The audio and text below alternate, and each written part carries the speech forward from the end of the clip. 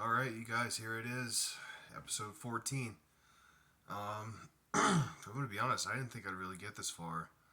Um, I got this habit of starting something and just not finishing it. And, hopefully this can inspire me to be a little more consistent in other areas of my life. So, straight to the point. Episode 14, this is about my dumbest arrest. Um, So we're just gonna go ahead and jump into it. The year is 2017. I was homeless in Nashville, Tennessee. Um, Absolute shithole if you don't have any money, by the way. Yeah, it's not great. But yeah. So I was there at I think it's St. Thomas Hospital. I was at the parking garage next to the main hospital with three other guys.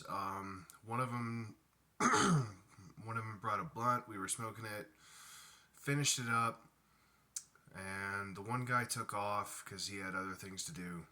And it was just me, my buddy Chris, and this gay dude Ian. And I'm holding Chris's amplifier and guitar. And I remember, like, we were getting ready to go down the stairwell, and then we noticed the security guard's SUV. There was a security company patrolling the area. And the security guards rolled up on us in their SUV and drew their weapons. Like, I'm sitting there, they're like, hands up. And I'm like, dude, I've got like $800 worth of fucking equipment. I'm not dropping this shit. They cooled down after a second. They realized, like, we're not fucking terrorists or anything, not doing any stupid shit.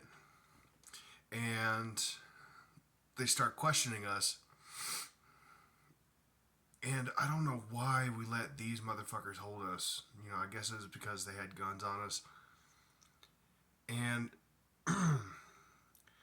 they searched us, which now that I'm telling this story again, I've told the story like a million times, but now that I'm really thinking about it, it's like, these guys broke so many fucking laws to detain us.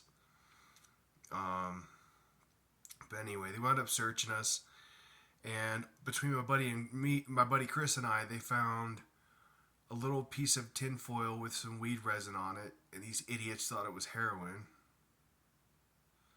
And the roach, which I swear was like only like a centimeter long.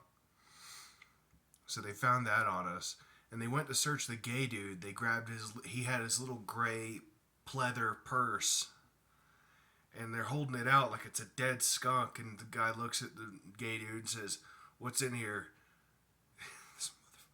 He says, "Oh, just condoms and lube." When in reality, yeah, he had that, but he also had like all the rest of the weed. And he just heard condoms and lube and just handed the purse right back to you. I can't make this shit up. So the gay dude fucks right off with the rest of the weed. And me and my buddy Chris are being held there on a roach and some tinfoil. The cops finally show up, cuff us, throw us in the back of the cars. And we sit there in the car, cuffed for like an hour easily a whole hour, while employees of the hospital are walking by, literally gawking at us like we're some sort of disgusting curiosity on display at a freak show museum. It's pretty dehumanizing, I'm not gonna lie. Killed my whole buzz, man. I figured I'd at least be stoned until I made it into booking, but nope. All that shit wore off right there in the backseat of that cruiser. So we finally get moving. We're in the back of the PD cruisers. We stopped by over at the Crystal Burger because that's where my buddy Chris had this other bag. He wanted to go pick that up and put it in his property, I guess, because we didn't want to leave our friend there with it. And they finally take us down to Central Booking out in basically downtown Nashville. And we get there. So, like, I had been searched like 3 times by this point, right? And I'm handing my wallet to the desk sergeant, like, right there in the main lobby. And he reaches in my wallet, starts digging through it with his gloves on. and pulls out the tiniest fucking roach. And I didn't even know it was there. I looked at him I said, I've been looking for that for weeks. And I dead ass thought I lost it. And who else but this fucking Houdini cop decides to just materialize it right in front of me. And, like, I guess it was something about my tone. Like, he knew I wasn't bullshitting.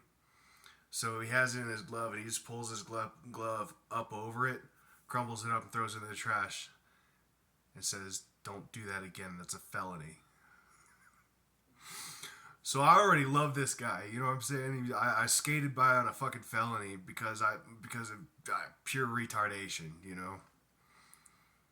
And so I get in there, I get to the main lobby, whatever, I get my clothes, you know, I get my stripes for the night, and they take me into the day room, and I see a bunch of my other friends already in there, you know, a couple of drunks who were always in and out, and we're hanging out, whatever, blah, we go eat dinner, blah, we go to the dorm, which is like, you know, it's just this big room, bunch of 3-tier bunks. I'm always on the top bunk.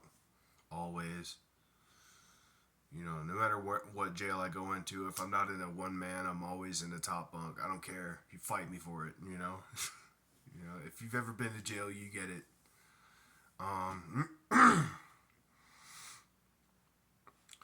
So nothing really goes on that night. You know, it passes by very uneventfully, and I go to, you know, I had like my video call court date and whatever, blah blah blah, and I get ready to get dressed out. Dude, I still remember, fucking Dio's walk into the main day room and he comes scoop me up. You're like, yo, my name, you're out of here. I'm like, all right, you ain't gotta tell me twice. I grab my bedroll, curl it all up, bring it with me as you do. And as I'm getting led back to the Sally Port to go get my property back and stuff, all my clothes, my buddy Chris is looking at me from the inside of another cell. I'm like, what the fuck? You're not getting out of here too?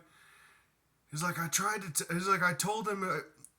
He's like, I thought they let me out earlier. He's like, no, they're keeping me in for another day. I'm like, why?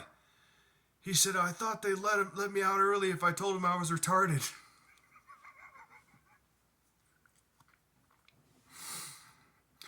Which, in his defense, that is something a retarded guy would do. I thought they let me out earlier if I told him I was retarded. I said, you fucking idiot, now they gotta held you in here until you can prove it. Oh. So I'm just sitting there just like, you dumbass. I get dressed out and I leave, and my buddy Chris gets out the next day. And it was right about this time me and him collectively decided, like, yeah, we're done with Tennessee. Like, we're out of here. Fuck this. This is getting old. So bro gets his monthly disability check, and he gets me, him, and that gay dude for some reason a ride out to not out of Nashville, to Humboldt County, California, to Eureka. Because apparently Chris had a girlfriend out there. Okay, cool, whatever. I didn't care. I just wanted to stop getting arrested for smoking weed. Like, I wasn't a violent felon. I wasn't always getting into fights. I wasn't fighting cops. I wasn't shooting up dope. You know what I'm saying?